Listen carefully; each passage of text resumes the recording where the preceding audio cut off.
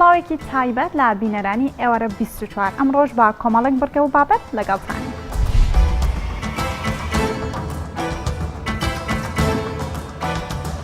لە شاری سلێمانی و لە مانگی ڕەمەزاندا تەریقەتی قادری بەردەوامن لە زیکر و سروتی ئاینی.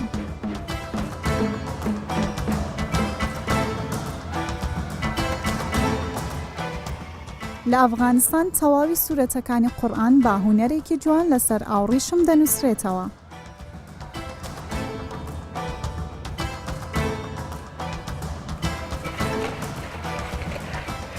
ماڵباتێک 42 ساڵە شەربەتی مێوش دروست دەکەن.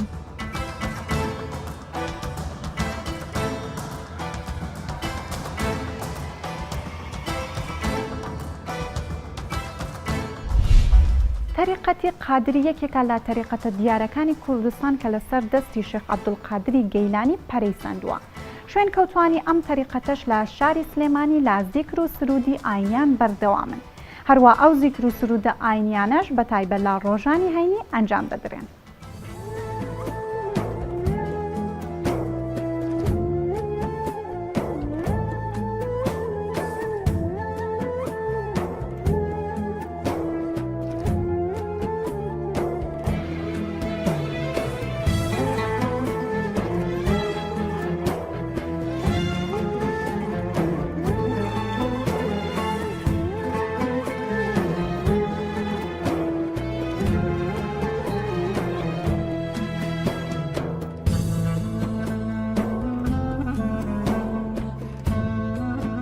دیارە تەریقەتی پیرۆزی قادری لە زمانی شێخ عەبدولقادری گەیلانی و قودیسە سیڕه پەیا بووە و ئەو مرشیدی ئەو تەریقەتە بووە. ئەویش بە هۆی هەوڵ و کۆششی زۆری خۆیەوە کە عیبادەتێکی لە ڕادەبەدەری هەبووە.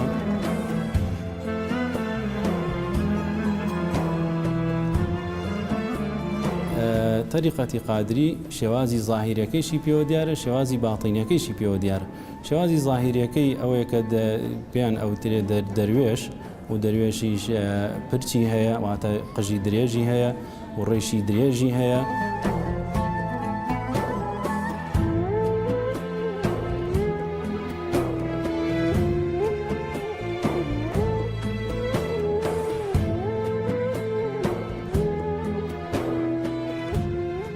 دیارە طریقەت بە معنای سنت، یعنی بە معنای گەیاندنی دینی پێغەمبەر صلی الله عليه وسلم. ئەمە شتێکی گیانیە لە دین کە جیا بکرێتەوە. طریقەت بە معنای گەیاندنی سنت، یعنی هەر کەسێ ئەگەر یعنی لە ئێمە لە طریقەتی قادریاوە وامان فێر کراوە یا خودوا وتراوە الطریقەت مبنی على الكتاب والسنة. لێرە لە مزگەوتی گەورە بەهۆی حەزەتی کاک ئەحمەدی شێخەوە جیاوازێکی تری هەیە لە مزگەوتەکانی تر. خەڵکانێک کە ڕوو ئەکەنە ئێرە یەن لێرە زیارەت ئەکەن و لێرە تەبەڕوکیان پێ ئەدرێ. دیارە ئەو تەبەڕوکەیش ئەو شتانەیە کە بڵین بەرەکەتی بەسەرا چوە، ئیتر قورئانی بەسەرا ئەخوێنرێ یاخۆ داهاتوتە ئەم شوێنە پیرۆزە.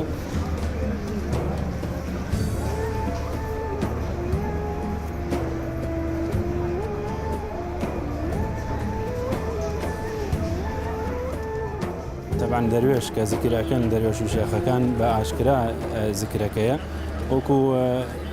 وەکو حەدیثیشی لەسەر فەرمێ زیکریان کردووە وەکو با چۆن ئەدا لە پەلی دار خورما ئەمدی و ئەودی پێەکە ئاوا زیکریان کردووە. دەروێشیش لەسەر ئەو بنەما ئاوا زیکر ئەکەن و زیکرەکان بە ئاشکرای ئەکرێ.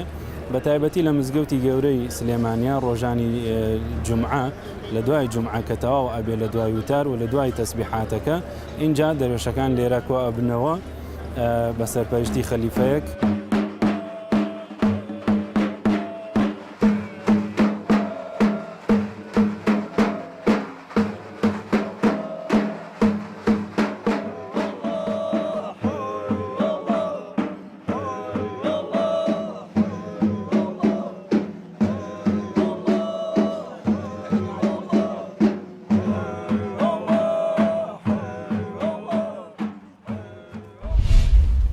زۆر جار هونەر دەچێتە خزمەت شتە پیرۆزەکانە و پیرۆزیەکان جوانتر دەکات.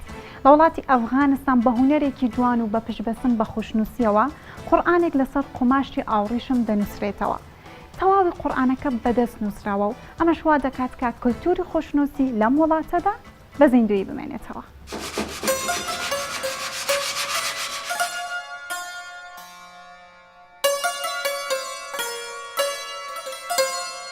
قورئانێک بە قوماشی ئاوریشم لە وڵاتی ئەفغانستان دروستکرا.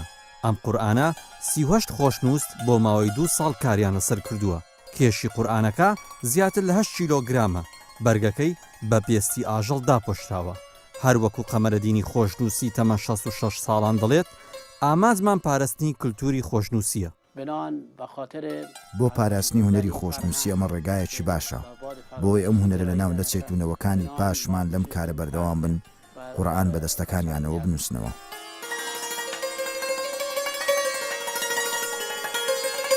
قورئان بە پیرۆستترین پەرتووک دادەنرێت لە ئاینی ئیسلامدا. ئەمە شوهەکارێکە بۆ نووسینەوەی قورئان بەدەست. هەندێک لە موسڵمانان وەکو نەریتێکی ئاینی ئەم کارە ئەنجام دەدەن. ئەمە یەکەم جارمانە قورئان لەسەر قوماشی ئاوریشم بنووسینەوە. لە سەدەکانی پێش ئێستا قورئان لەسەر قوماش دەنووسرا، بەڵام لەسەر قوماشی ئاوریشم نەنووسراوە. ئێمە دڵخۆشین کە توانیمان ئەم کارە بە ئەنجام بگەێنین.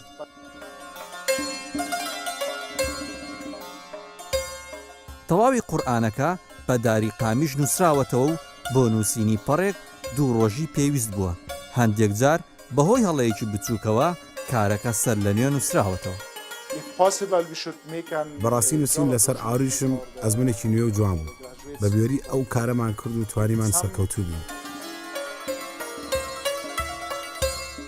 گروپی فەیروز بۆ نووسینەوەی قورئان بەدەست لە ساڵی 2006ەوە دامەزراون و لە ساڵی 2009 بەرهەمەکانیان بە جیهاندا بڵاو بۆتەوە. ئامانجی ئەم گروپە ئەوەیە هونەری خۆشنووسی لە ناو نەچێت و هەلی کار بۆ گەنجانی ئەفغانستانیش دەستەبەر بکات. هونەرمەندی شێوەکار ئیسماعیل خەیات باس لە ئەزمموی هونەری زیاتر لە 50 ساڵەی خۆی دەکات. ئەم هونەرمەندە زیاتر لە 10,000 بەرهەمی هونەری هەیە و نسکەی 70 پێشانگای هاو بەش و تایبەتی لە دەرەوەی وڵات و لە ناوەوەی وڵات کردووەتەوە. لە ئێستادا هونەر بۆتە ژیانی ڕۆژانەی ئەم هونەرمەندە و با تەندروستێکی باشە و بەردەوامە لە کاری خۆی. و هەروە ئەم هونەرمەندە پێشی وایە تا ئێستا زۆر کاری گەورە ماوە دەیەوێت بیکات لە ڕێگەی هونەرەکەیەوە.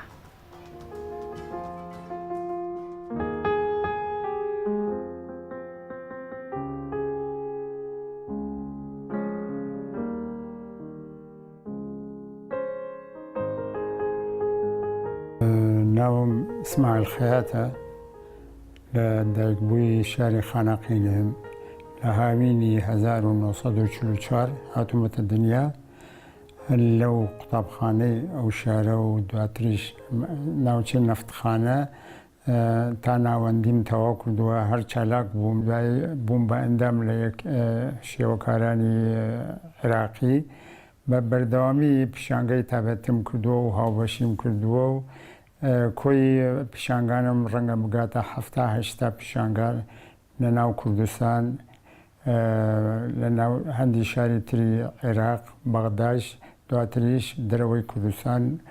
ئەم شوێنە کە ئەیبینین کە گەلەرێکی تایبەتی خۆمە لە ماڵەکەی خۆمە. ئەمجار من بەڕاستی وێنەکێشان زۆر ئاسایە لەم دانیشتون لە ناو ئەندامانی خێزانەکەم ڕسمەکەم لێرە وێنە ئەکێشم.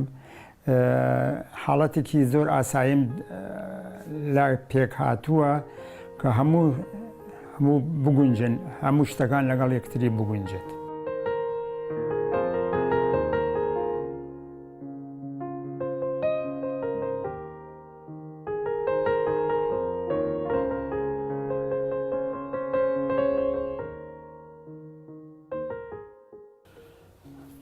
بۆ نمونە ئەم تابلۆیە 1970 کردومە، یەکەم جاریش لە سانەوەی کوردستان وڵیسانی کوردستان پیشانمدەوە. پیشانگایەکی گەورە بوو، نزیک 10 تابلۆی گەورە بوو، بەڵام تابلۆکیان زۆر گەورە بوو، 4 بەقەت یا 5 بەقەت ئەمە بووە. دوایی ناوی پیشانگەکەم نابوو وردبوونەوە لە خاک. ئەو تابلۆی یەک دوانی تریش مۆزەخانەی هونەری هاوچەرخ لە بەغدا کڕیان ئیسش لەوەیە.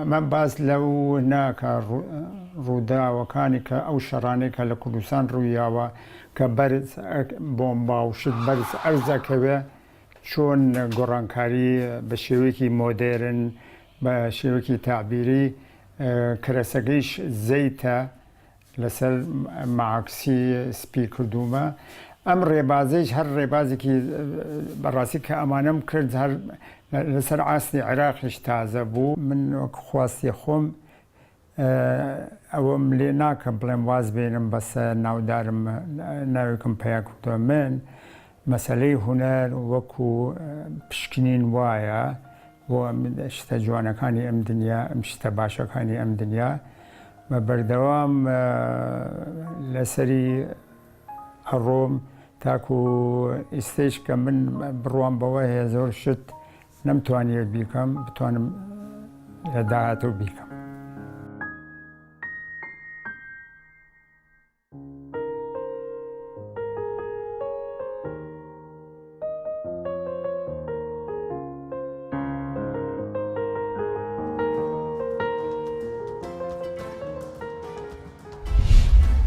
نەخۆشی شەکرە یەکێکە لە نەخۆشیە درێژخایەنەکان.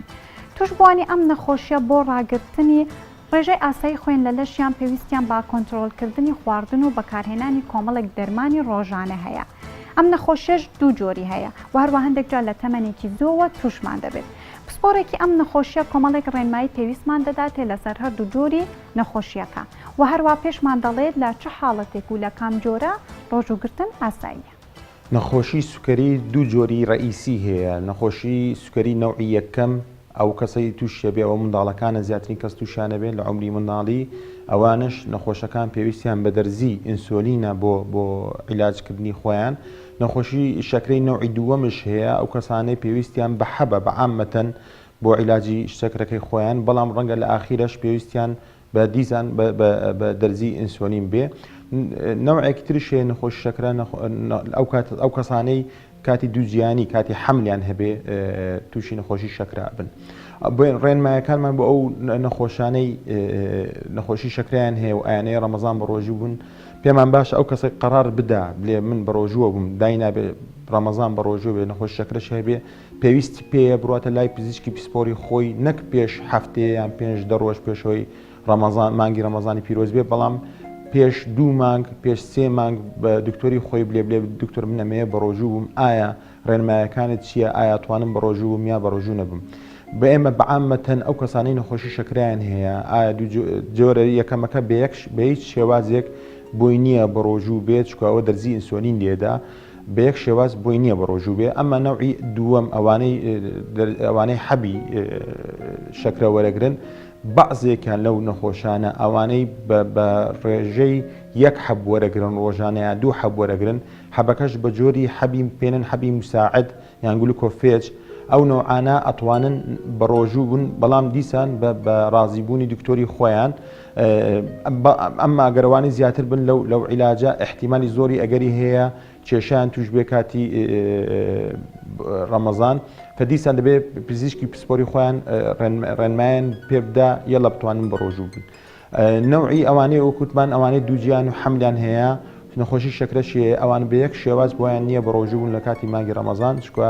3 بەشێ و کەسانە دەرزی ئینسۆلین وەرەگرن ئەو نەخۆشانە باشترێکە ئەوان بە ڕۆژوو نەبوون مانگی ڕەمەزان دێنە سەر ئەو کەسانی بتوانن بە ڕۆژوو بن نەخۆشی شەکریان هەیە وەکوی باسمان کرد زێرەکەی یەک حەب وەرەگرێ حەبی سوکەریە کەمێ خۆی نەخۆشەکە ئەسڵان خۆی کەمێک قەڵەوشە مەسەلەن ئەوێ بە ڕۆژوو بێ بەڵێ ئەو نەخۆشانە کۆنتترۆلی شەکرەیشی نەوعەمە باشە ئەو بەڵێ ئەو نەخۆشە ناتوانن بە ڕۆژوو بوون کاتی مانگی ڕەمەزان بەڵام کەمێ ڕێنمایی هەیە بۆ ئەو کەسانەی بە ڕۆژوە بوون بازێک نەخۆشێک شەیە خۆی زۆر ئیسرارەکە لێ منەمێ بە ڕۆژوو هەرچەند شەکرەکەشی زۆر خراپە کۆنتترۆل نەکراوە دکتۆری پزیشکیش پێ لێ نابێ بە ڕۆژووی بە سێرەکەی دیسان ئەوێ بە ڕۆژوو بێ بۆ ئەو کەسانە چیە لێن بۆ ئەو کەسانە پیانێن ئەگە دەست پێ بکەن لە کاتی پاشی و دەبێ ئەو نەخۆشانە ئاگیان لە ناوعی خواردنی خۆیان بێ کاتی بە ڕۆژوە بن دەبێ خواردن بخۆن ئەوانەی درێژخایان بێنە ناو جەستیان ئەمێنێتەوە بە بەردەوام وەک لەی شەکریان مادەی شەکریاندا دەبێت بە ڕێژەیەکی کەم وەکۆ خواردنانێ و مەسەن احتیمالێ پەتاتە بێ کەمێ بخوا ئیسپادەی لەکە ئەتوانێ خواردنێک بخوا سەوزەوات و ئەوانە ئەتوانێت بخوا ئەوانە زۆر باش لەش ئیسپادەی لەکە دیسان شەکرەکەی زۆر بەرز ناکاتەوە کەمێ ماوادی کشپێنن وەکو بلێن پاقلەمەنی ئەوانش ڕەنگە کەمێ ئیسپادەی لەکە ئەوانش ڕێژەی شەکریان زۆر بەرز ناکاتەوە کەمێ تااقەت شێداتی ڕۆژەکە کاتی ئەو نەخۆشانە بە ڕۆژوو بوون دەبێ ئەترسین ئێمە بۆ ئەو نەخۆشانە کاتی بە ڕۆژوو کاتی ڕۆژەوەی تقریبان 14 ساعتە بە مانگە پیرۆزە احتیمالی ئەوەی هەیە نزبەی شەکر لە ناو جەستەی دابەزێ ئەوش کاتە هۆکاری جاربایە دڵ لە خۆچوونە نەخۆشەکە سێرەکەی عرەقەیەکی سار دەکات دڵە ڕاوکەیەکی تووشە بێ ئەوە علامەتی شەکری دابەزیوە ئەگەر جیهازی فاسی شەکرەی هەیە دەبێت بە زووترین کات فاسی شەکرەی خۆی بکە ئەگەر دیتی ڕێژەی شەکر لە ناو لێشی لە 80 تقریبان کەمتر بووە یان لە 90 کەمتر بووە ئەگەر ترساین هێشتانیش دابەزێ دەبێت ڕۆژی خۆی زوو بشکێنێ. هاوڵاتیەکی خەڵکی سەرسەنگ لە دەڤەری ئامێدی بە درێژای ژیانی خۆی کاری دەستی ئەنجام داوە. ئەم هاوڵاتیان نەقش و نیگار و تابلوی جۆراوجۆر و ڕەنگاوڕەنگ لەسەر پارچەدار و درەخت بە شێوەیەکی زۆر جوان دروست دەکات.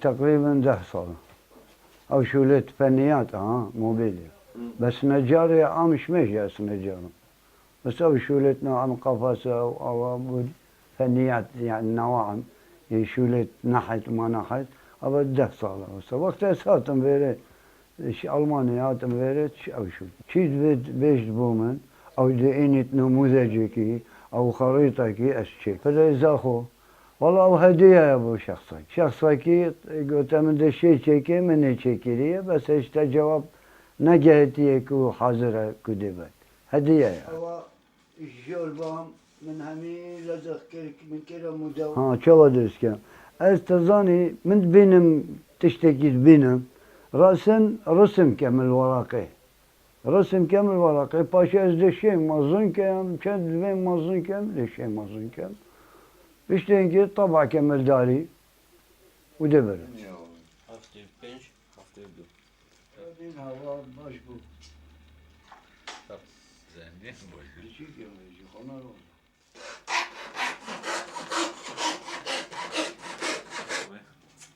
قنافة تظاني ماكينة أو يدي نينا يكهرباء همي شغل بدستي منها وبشاكوشة وبسمارة أو شغل كالمعملة همي كومبريسر مسدس شو زيت شيبي بجاء وقتت فصل كام همي بدستي من وبسمارة شيكام مجول بيت يعني بيستروجا حتى هيكلة دي شيكا وده روجة دي مثلا دي تغليب كاي وهيش يعني دي جاي تشل روجا حتى تخمة كي دي شيكا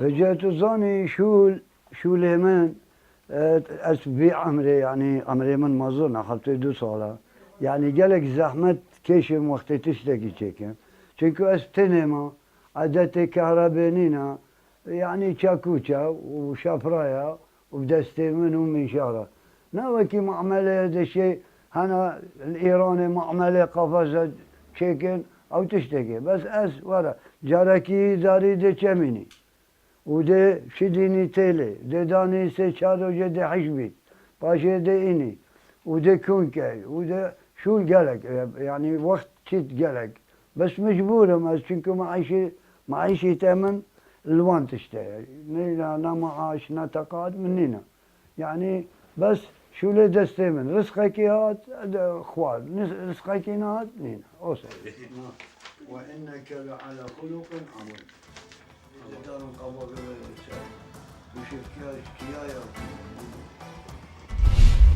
ماڵباتێک لە ساڵی 1976 و پیشان دروستکردنی شەربەتی مێوژ و چەندین جۆری تریش شەربەتەوە تا ئێستاش بەردەوامن واروە کارگەیەکی تایبەت بە خۆیان کردوتەوە. خاوەنی ئەم کارگەی باسیەوە دەکات لە کاتی خۆیدا لە بەرنەبوونی ئامێری پێشکەوت و تایبەت بەدەست هەموو قۆناغەکانی دروستکردنی شەربەتیان دەکرد. بەڵام لەگەڵ پەیدابوونی ئامێری تەکنۆلۆژیا بێگومان دروستکردنی شەربەتیش ئاسانتر بووە.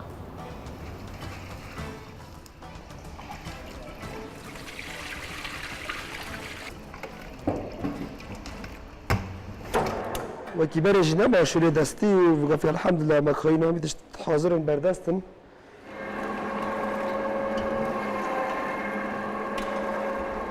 كارم ما تشكل شربت نهج دست بكي بيش صالح حفتي وشش حتى في بردوامين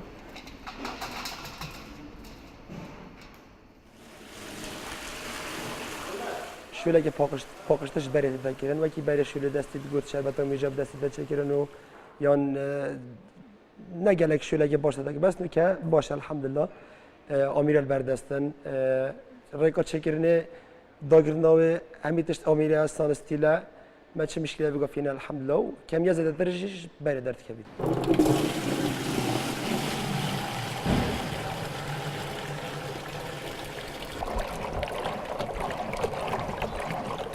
اف ميجا لازم ساعات كي حدا بالساعات هوفين دات ناف اوفي دافيد دا طماخب دا اوفي والبشتنجي دا اف ميجا التركي هدا كيران دا صافي بيتن ديف حزا خوشا كده ذيك تشند بيتن بس بوربتر يوم بخو هفته صد حتى 8 صد يوم استرشتيه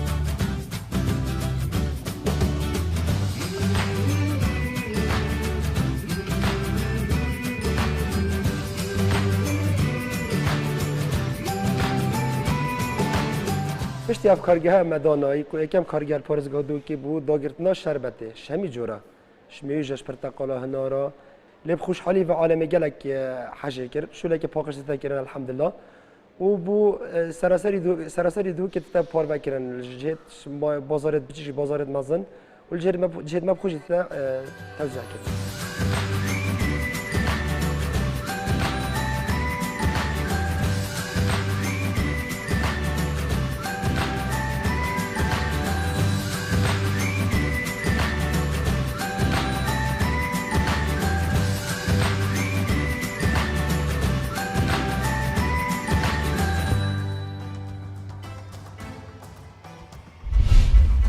لە بازاری معرض نعمان لە باکووری ئیدلیب ئیفتارێکی بە کۆمەڵ بۆ ڕۆژوگرانی مانگی ڕەمەزان بەڕێوەچوو. مەبەست لەم ئیفتارە نزیک بوونەوەی ئاوارەکانی حەمس و غوتا بوو کە تووشی سەختی و زەحمەتیەکی زۆر بوونەوە لە ماڵ و حاڵی خۆیان هەڵات. مەها ڕەمەزانێ بە ناوێ مەها خەرێتێ ناسکردن. لە ڤێرژی لە باژارێ معرض نوعمان لە باکوورێ ئیدلیبێ ڕێخستنên ئالیکاریya مرۆڤی ئیفتارێکە بە کۆم ڕێخستن. ئەو ژی لە مزگەفتا مەزنا باژێر. 800 کۆچبەرێ نافخۆیی ji گوندەوارên حمسە و غوتایê li ser mêza iftarê kom bûn.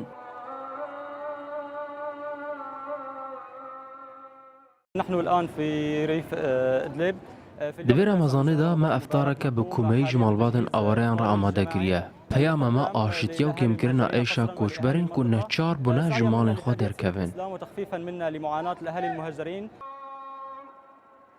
Koçberên neçar bûn ji malên xwe derkevin gelek ji dest çûndan malên xwe an ku kesûkarên xwe û li penageheke digeriyan di nerînayek ji awareyan de meha Remezanê derfeteke ji bo nêzîkkirina xelkê. Iftar dihêle xelk bigihêne hev. Awareyên ji her deverê nêzik dike.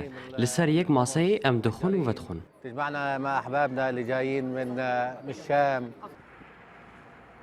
پرانیا خەلکێ ji gundeware Hemsê hatine Idlibê di rewşeke zehmet dene. Malên vala ji bo vehewentina awareyan kêmin kam jî tijî bûne di dema ku hewlên rêxistinê navdewletî û mirovî kêmin.